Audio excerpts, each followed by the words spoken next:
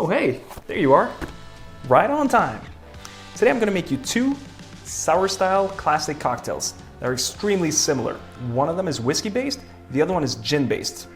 Do you know which ones I'm talking about? Well, if you saw the title of the video or the thumbnail, you might have an idea. So, either way, let's go make the Army Navy and the cameras kick.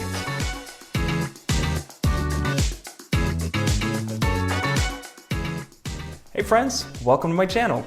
If you're new here and you like what you see and like what I do, make sure you hit the like button, I would appreciate it very much. And if you want to learn more, hit the subscribe button so you don't miss out on my videos that I put out every week.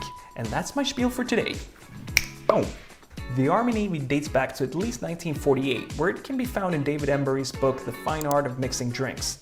But that's about as much information you can find on this cocktail for certain. Some say that it was created in honor of the Army-Navy college football rivalry, but from what I understand, nobody really knows for sure. Cameron's Kick can be found in the Savoy Cocktail Book from 1930, but it's also to be found in Harry McKellen's book, The ABC of Mixing Cocktails from 1921. In my experience, Army-Navy is the more well-known out of the two, even though Cameron's Kick most likely have been around for much longer. For the ingredients, the cocktails are almost identical.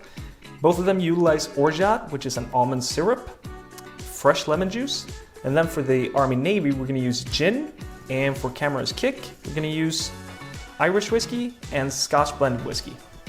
All right, I'm going to start with the Army Navy. So, grab my shaker, 2 dashes of Angostura Bitters, 3/4 of an ounce of Orgeat,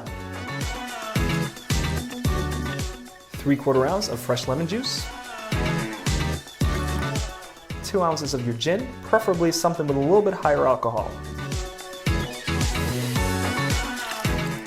And for the Cameron's Kick, we're going to do pretty much the same thing. 3/4 ounce of Orgeat, 3/4 ounce of your fresh lemon juice, 1 ounce of your Scotch,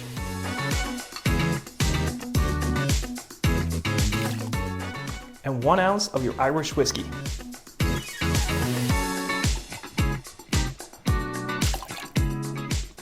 And now, all we need is ice. These cocktails are going to be served up, which means I have to shake them long enough for them to be diluted enough and cold enough. So at some point during my shaking, I might stop and have a taste just to see where I'm at.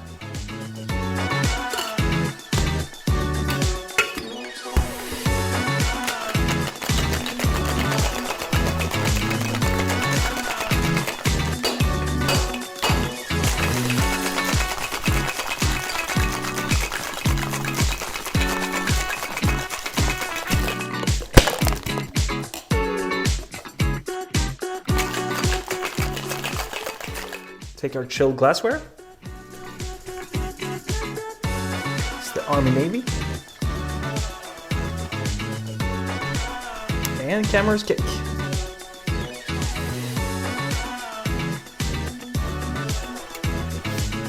I'm going to garnish them both with a lemon twist.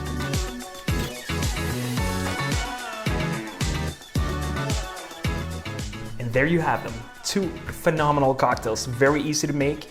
Sour in style. I mean, basically the Cameron's Kick is a whiskey sour, but you substitute Orgeat or simple syrup for Orgeat, and that makes it a Cameron's Kick. And then same thing in the Army Navy. It's a gin sour, but you put a little bit of bitters and a little bit of Orgeat, boom, new cocktail. So a lot of classic cocktails are like this, and if you know one, you might actually know 2 or 3 or 4. I ended up just putting the lemon twist on the Army Navy because I thought it looked pretty, and I left it off the Cameron's Kick.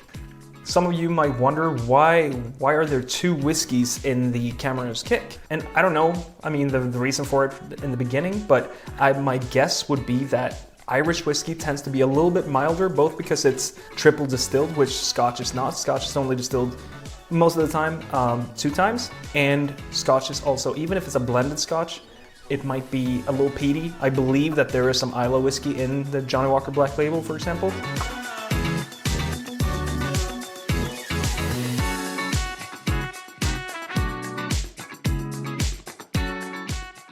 And Irish whiskey, to me at least, is a little bit fruitier, a little bit lighter. So using both of them might be like using, for example, mezcal and tequila in the same cocktail. You might not want too much of the funky, smoky mezcal, so you mix it with tequila, which is the same thing, but it's usually not as smoky.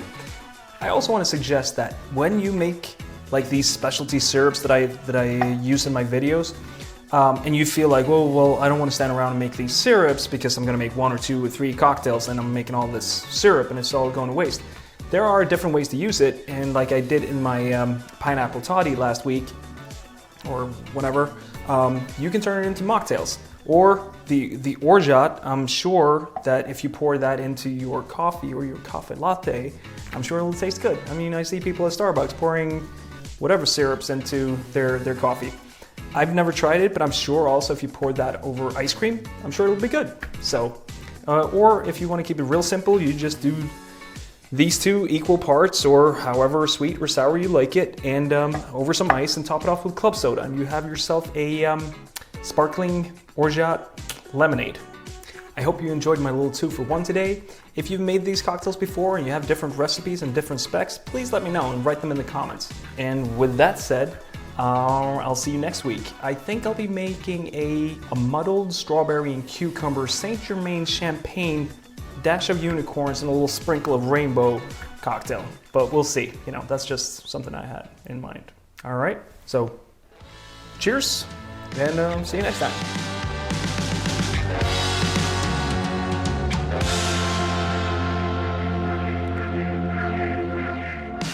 But the Savoy is the hotel.